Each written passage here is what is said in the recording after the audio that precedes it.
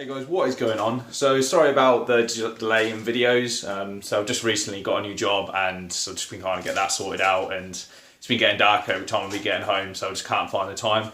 But luckily I had this weekend free, so I thought I'd just make another one.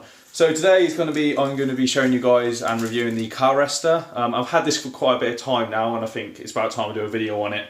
So I'm just going to be going to kind of show you guys what it does, kind of the mods you could do with it, and just see if it's for you. I will be getting the ODB 11 soon, and I'll also do a video on that to kind of comparison and see which one's better.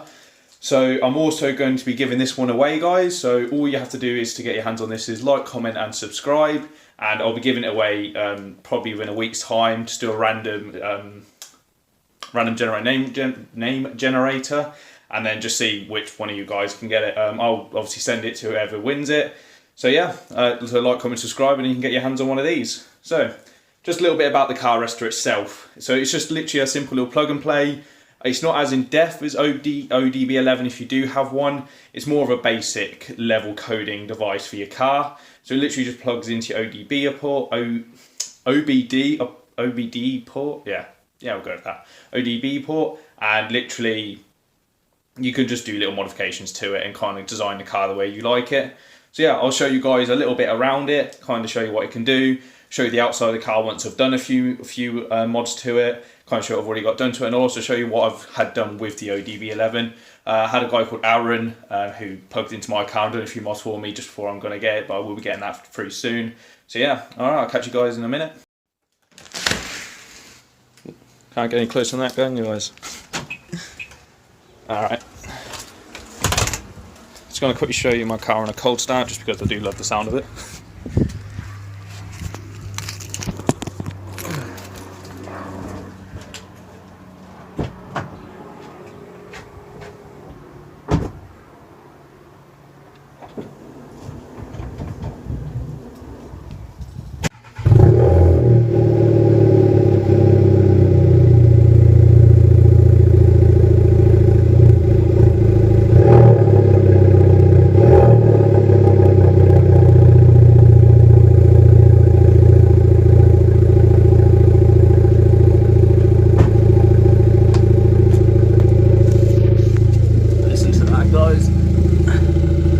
Sorry, it's just dirty as well. It's just this time of year, and where I drive now, it's a bit pointless cleaning it. So guys, this is the Carista unit itself. So it comes in this little box. So just take off the sleeve. So you will need to download an app with this, which it does come. So you've got the QR codes, are they called? I'm not sure what they're called. I think they're QR. So you've got Google Play Store and you've got Apple. So you can download either that, or just type into the Apple Store or Google Play Store, Carista, or whatever you want to call it, into the store searches, and you can find the app quite easily. So this is the little unit. It literally plugs into your OBD port, which is for Seats, just underneath here. Once my camera focuses, is that little purple one there. So just plug it in, and then it should start flashing red, and then blue will flash when you're trying to connect to it via Bluetooth. You will have to turn your ignition on for this. Mine's already on, so make sure your ignition is turned on for it. Don't actually start the engine, so just leave the ignition on and you're ready to go. So guys, once you have downloaded the app and you're all on, this will be the first screen you'll get. So as you can see, I currently have the beta version, which you can see in the bottom left hand corner, version 3.8 beta 5.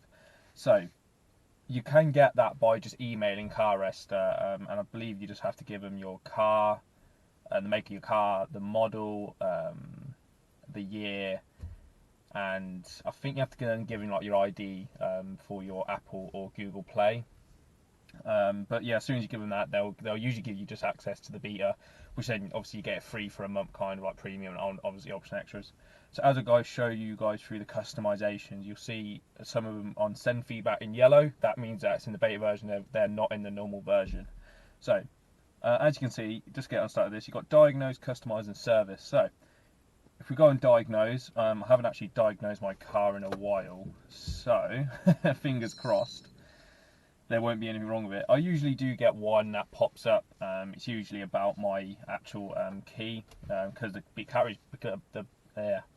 key battery has been low for quite a while now, and I've just never replaced it. It doesn't seem to. There you go. Remote key to current to low. So to reset these, you can actually click on it and it will take you to the vault code. It will Google it, and then obviously it will just take you to the VAG codes. You can also just reset the codes by just clicking reset, allow it to connect again. Faults code have been reset. So that's basically the diagnose part. Every time you click it, it's going to have to reconnect your card to get the information, but that's literally all the diagnostics part that you need doing.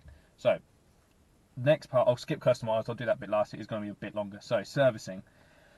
So as soon as it connects, basically the servicing part is you can reset your service. You can reset your oil service or your annual service. And you also have certain tests on there. So you've got the ECU, so it'll tell you information about the car. There you go, detail ECU info, which basically kind of tell the dealership what they use is when they buy your car off you, they'll use it to kind of see what's been done to the car. If anything has been messed around on it, that's the kind of diagnostic they'll use. So you also got emissions tests. I don't use this one loads. It will just basically tell you what level your car at, and obviously it will say everything's okay. At the moment, I've got the not ready on them. I'm not actually 100% sure why they say not ready on the catalyst and the oxygen sensor, but the car runs all right. I've got no lights up, so should be fine. So yeah, I'll take you on to customizations now. I'll quickly just pause the video here for a second. Customization does take a little bit longer to actually connect, so I'll be back in a second, guys. So we're on now, guys. So as you can see, when you've actually connected the customizations, it does take a little bit longer than the rest. You've got doors, windows and remotes, instrument displays and dings, lights, heater and AC and other. So just a quick heads up, when you actually are connecting, you will get kind of weird noises from your speakers. It sounds like it's coming from. It's completely normal. You also might get some warning lights on your dash. It's completely normal. So if you you're customizing the brakes in any way to make the brakes a bit more sensitive or anything like that, it will come up with your I forgot the name, traction control light. So don't worry about it. It will just go back to normal. So start off with doors, windows and remote. So I'll kind of just scroll through and kind of show you stuff that I've done to the car currently. So just scrolling down, I'll just kind of show you what there is. So first one I done was the beep when unlocking with remote. So it's just a nice little beep. I'll quickly show you a video now.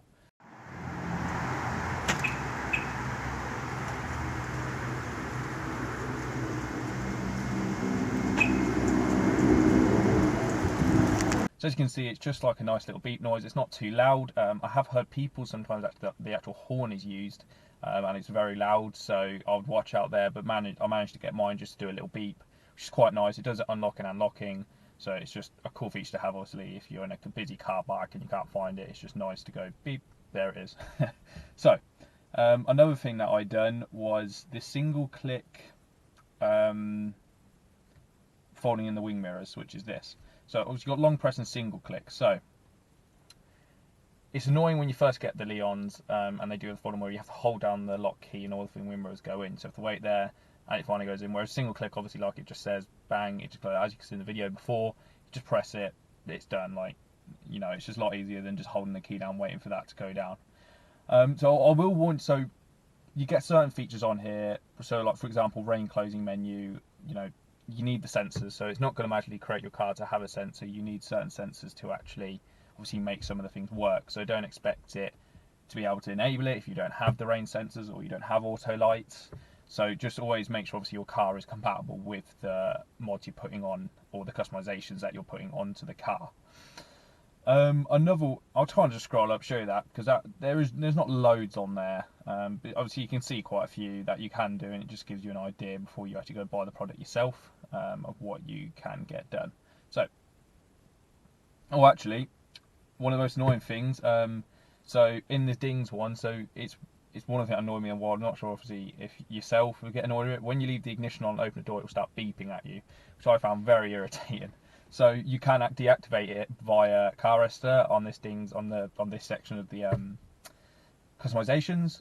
So it just gets rid of it. So obviously just quickly popping out, you know, let someone into a house, or you know, you just dropping off something, you just want to leave the ignition on, then obviously it will start beeping at you. It's just irritating. So it's just a nice way to, it's just switched off. It's easy. You literally just switch over. So instrument displays and dings. I've done a lot more on here. So I'll kind of show the videos of what I've done on the ones that I quite enjoyed. So start screen logo. There are different types on that, so it doesn't actually tell you what type it is. So all this is going to change is your actual main display. So when you actually go on it, if you hold it down, it might change it to the Cupra when it boots up, or it might change it to the Ateca, or just the standard, or it might be FR there. So you can change the different types of the screen you want it when you start up the screen. I also done on it is the carbon effect. Now, the carbon effect I believe is the beta only. I might be wrong, but I'm pretty sure it is. So when you do, I'll quickly show you a video now. So as you can see, it literally just changes the head unit and the cockpit display to a nice carbon effect. I believe that's standard on the Cupras, but it's just quite a nice display to have when you just want it. It's just a little feature once again, but it's quite nice to have. So you've got display cylinder shut off, which I have activated.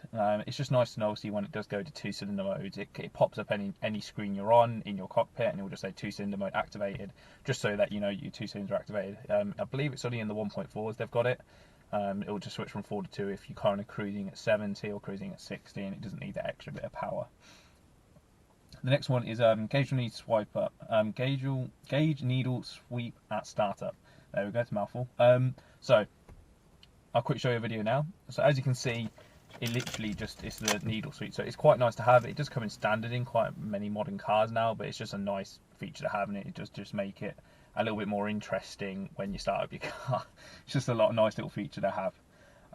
So the next one, there's that it's in this one actually, the ding when keys left ignition. I will switch off straight away if you do get this. It's one of the most annoying. Another one of the great ones is the lap timer. So I'll quick show you a video now. So as you can see on the lap timer, you literally can do lap time. So you can do it from start. So as soon as you put your foot on the throttle, it will start the timer automatically. You can start the time yourself.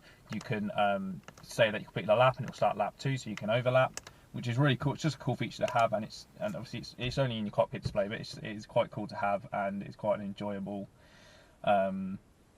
feature to have on it, just because obviously you can time your travel to work, or if you want to do a stretch of road, see how fast you can get down it. It's just nice like that. I'm not endorsing speeding, but it's just nice to know how long it takes you sometimes to get from destination to destination, or if you do go to track days, it's nice to have that feature inside it.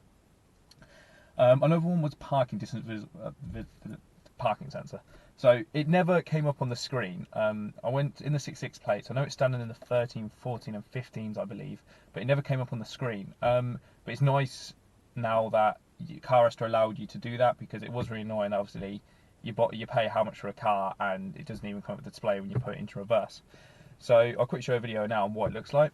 So that's literally it. So it just comes in, and as you reverse it, obviously there will be orange lights that come up, or yellow lights that come up, and allows you to see from there kind of what obviously is behind you.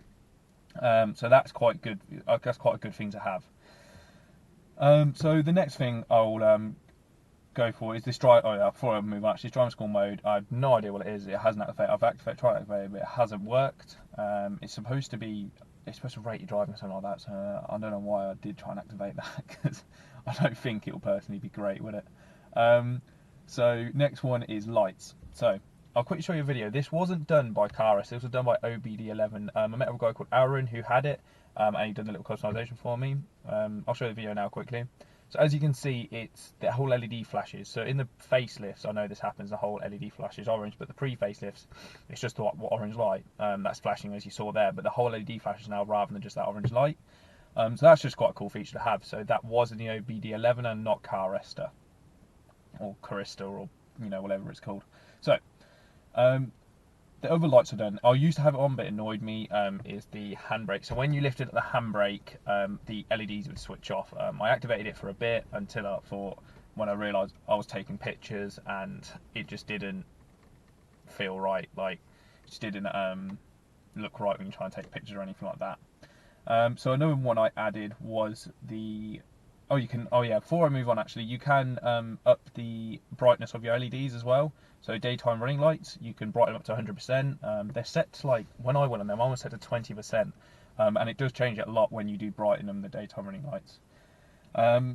So also you have, where is it? Oh yeah, that's it, the cornering light. So the fog lights you can activate. So obviously corner when you're turning a bend, the fog light will activate it. So once again, it's just a nice feature to have, and it comes on with the indicators as well. So it's just like one of those extra features that for some reason they don't put a standard on it, but you can activate yourself via this Carista or Carista app. Another one I had was a flash braking. So when you slam on your brakes on the dual carriageway, it will start the hazards and it will start flashing and warning other drivers, obviously, that you've done it, which is a bit better than rather than you have to press your hazard to warn people that the traffic's slowing down from 70 to 20 or, you know, anything like that. So I'll just quickly scroll up here for you, and you kind of just see what you can activate on it. Yeah, so heater and AC. I haven't really done much on this. It's actually only just really came onto Carista, but as you can see there, it's just a few options that you can change. It's nothing major it can really do to the car. So this is where you find a lot more of the features that actually affect the drive of the car. So for example, this mode here, the ESC and the ACR. So you can obviously set it to the customization you want. I've got it so that I can put it into sport, or I can switch the ESC off. So it's just a nice thing to have, obviously, that you can switch it on and off and it affects performance of the car, so you can stop obviously your car trying to wheel spin. It's just a nice feature to have, obviously, when you do want to put your foot down a bit more, and the car obviously restricts the power because it's trying to stop the tyres from spinning, and you get that nice like clunking noise from the tyres, from the brakes even. So another one is the directly controlled by threshold, the throttle response behaviour. So I do have a throttle responder, so I didn't feel massive difference from it, but I have spoke to people who has changed it just generally on that, and they do say they feel a difference when they're in eco or sports mode, or normal, you know, whichever mode you're in. So yeah, obviously it'll make your car a bit faster in terms of the car will respond a bit faster instead of having that little bit of lag, but I couldn't imagine it changing it loads, to be honest. So another one that I've done is the extended electronic differential lock strength. So this actually helps around corners. It helps around cornering. It puts your car down a lot more, and you feel the power, and the car grips the road a bit better. I'm not sure 100% why, but you do feel it a lot better, and you can take corners a bit more faster, and it does help the car in that sense. So another one that I've done is the rear window, passenger wing mirror. So when you put it into reverse, the wing mirror will go down. I'll quickly show you a video now.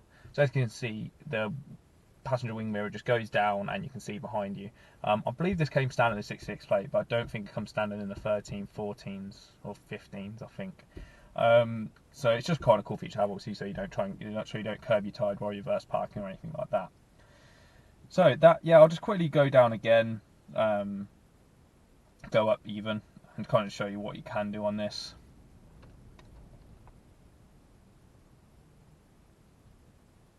So there we go.